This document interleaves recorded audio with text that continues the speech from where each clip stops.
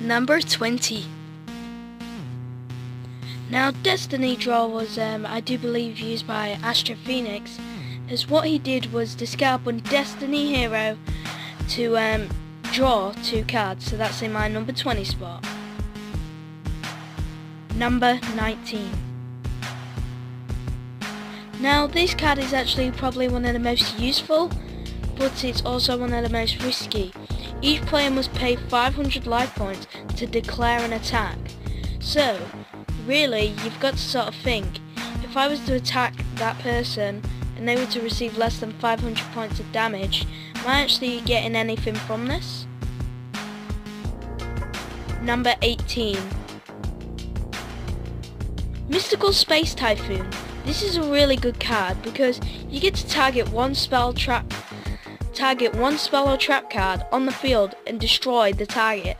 So basically, no matter what, you pretty much are getting rid of the spell. So it's quite good bonus.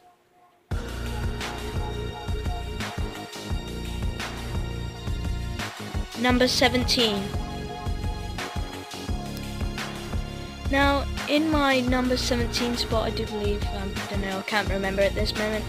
When you take 3000 or more battle damage from one attack, you can activate this card. Remove all monsters in each player's deck and graveyard from play. This is probably one of the best cards you can use if you feel like you take huge damage. It could probably just get rid of them all. Number 16. Clock Tower Prison is in my number 16 spot. Well, I'll just read this bit out for you. During each of your opponent's standby phase, put 1 clock on this card. Once there are 4 or more clock counters on this card, you don't take any battle damage. When the card with 4 or more clock counters is destroyed and sent to the graveyard, special summon 1 Destiny hero from your hand or from your deck. Now, I do believe this was also used against Jaden in Yu-Gi-Oh! GX from Astro Phoenix, so quite a few of his spell cards have made it onto my top 20. Number 15. Now, United We Stand is actually a really good spell card. I wish I actually had it in my deck. It is the monster equipped with this gains 800 attack points for each face-up monster you control. So say I was to control, I don't know, a maximum card 4 face-up monsters, you can guaranteed. I can't be bothered to work my 8. Hold on, recheck the math. 32,000 attack points extra, and that's if he had 0. So this card is really good. Number 14. Synchro Blast Wave has actually made it into my number 14 spot because if you control a Synchro Mag monster, target one monster your opponent controls, destroy that target. This is probably a really good card. So say you've got a Synchro out on the field and your opponent just tributes 2 monsters to summon his Blue Eyes White Dragon. I believe if you do activate your Synchro Blast Wave, you can destroy it, and that's like really good for you at this moment in time. So yeah, that's why it made it on my number 14 spot. Number 13. The reason reinforcements of the army is in here is because I do believe it's really useful.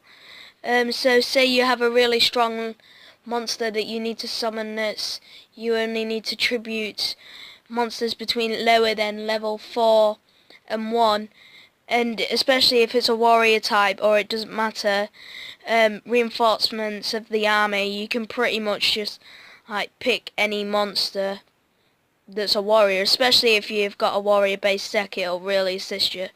So that's why it's got my spot right there.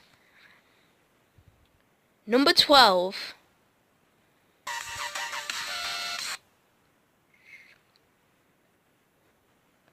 Next up is double summon.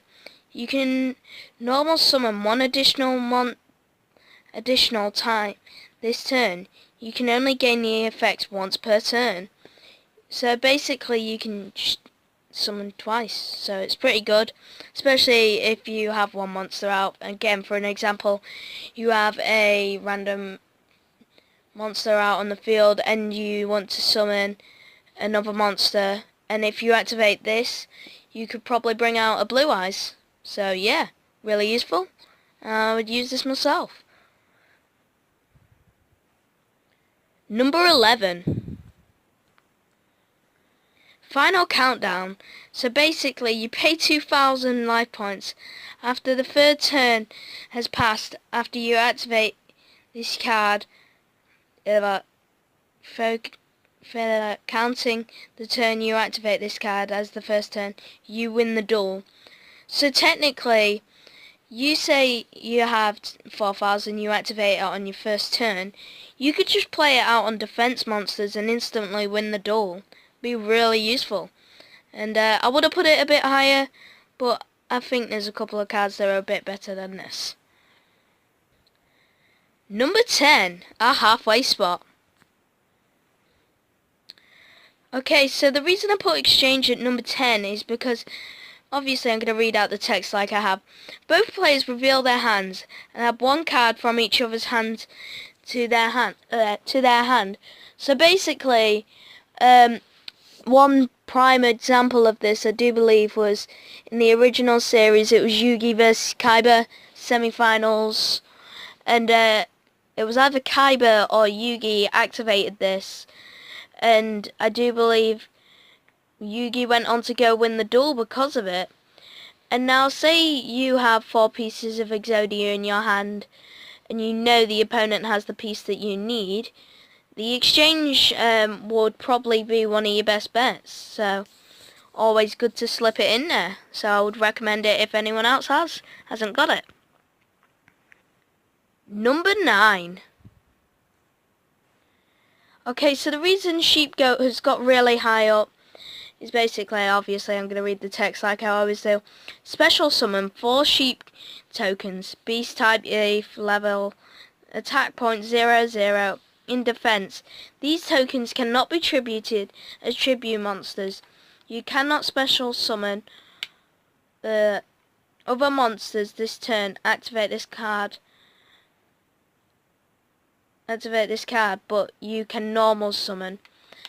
So technically, you just build a wall of your own defense, and no one can sort of block it, which I thought was quite, sick, and it's really useful when you're in a tight scenario.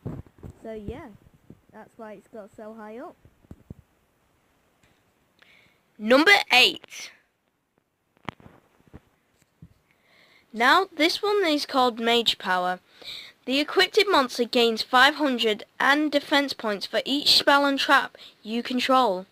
So technically, the max amount is 2,000 extra attack points,